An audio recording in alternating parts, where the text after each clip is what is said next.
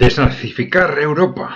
Bueno, vamos a ver lo que nos dice que es un tensor. Dice, ¿de qué tiene que liberarse Occidente? Bueno, sí, la pregunta hablaba de Europa, bueno, el comentario hablaba de Europa, pero él dice Occidente. Dice desnazificación, pero eso es muy difícil porque son los que mandan en la sombra con mucha pasta. Bueno, vamos a ver, esto puede ser difícil de entender o de interpretar para muchos, ¿no? Aunque coincida con algunas de las interpretaciones que hacemos desde KAI Center, ¿no? Son los que mandan en la sombra. Bueno, vamos a ver, depende de qué concepto tengamos del nazismo, ¿eh? Es decir, el nazismo, una cosa es lo que vemos en las películas, digamos, esta ideología o este movimiento conservador radical, ¿no? Rupturista, muy enfocado contra el movimiento obrero y contra la Unión Soviética. Bueno, y otra cosa es los intereses corporativos que estaban detrás, que son esos intereses sin los cuales el nazismo y también el fascismo hubieran sido imposibles, y que utilizaron el nazismo precisamente para hacer frente a lo que para ellos en aquel momento era la fundamental amenaza, que era relacionado con la crisis económica, el ascenso de un movimiento obrero muy agresivo y la Unión Soviética. Hay que recordar que después de la revolución en Rusia, después del surgimiento de la Unión Soviética, hubo revoluciones en varios países europeos. Las más llamativas fueron quizás las de Alemania, ¿no? Varias revoluciones revoluciones de tipo soviético, digamos, ¿no? Intentando crear un régimen en cierta forma similar o comparable con el que se había establecido en la Unión Soviética, ¿no? Entonces esto, además de en una situación de crisis económica, creó una verdadera situación de pánico en las élites occidentales, ¿no? Y esto les llevó a utilizar esos movimientos conservadores, fascistas o nazis, que sin ellos no hubieran sido nada, y alimentarlos, financiarlos y soportarlos, ¿no?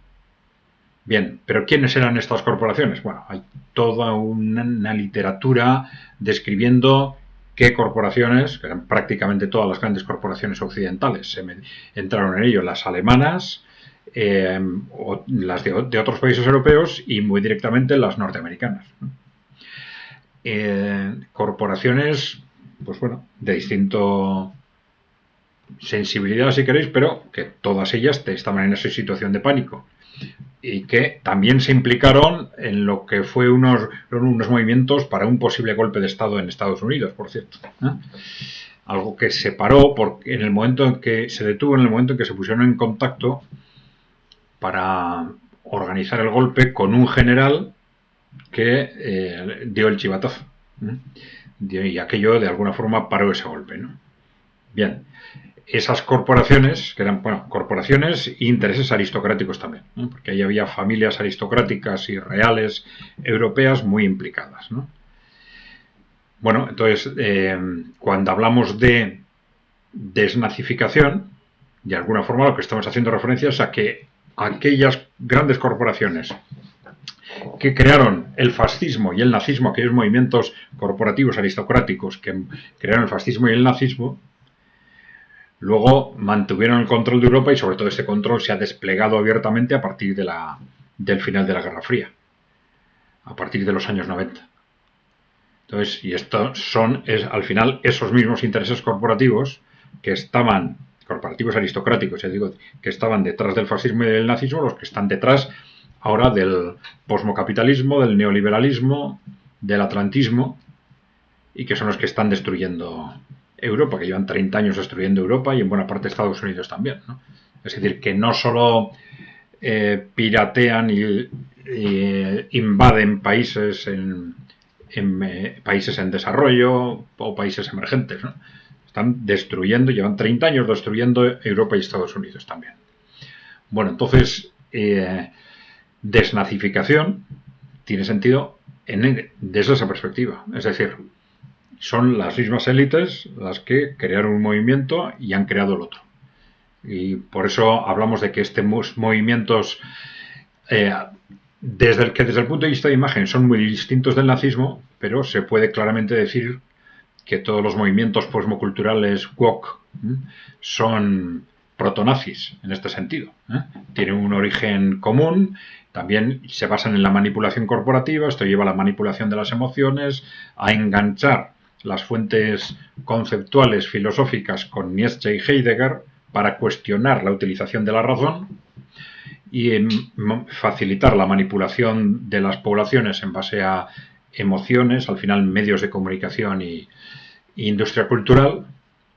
Y esto es lo que ha generado el despliegue del neoliberalismo en el ámbito económico, el atlantismo y el globalismo en el ámbito geopolítico y el posmocapitalismo en el ámbito sociocultural, que incluye el posmofeminismo, el catastrofismo climático, la explotación masiva de migrantes, la manipulación de minorías sexuales, el fomento del individualismo y el debilitamiento radical de todo tipo de comunidades humanas. También ideas muy, muy radicales. Conceptualmente, más radicales que las del propio nazismo. Esto hay que decirlo.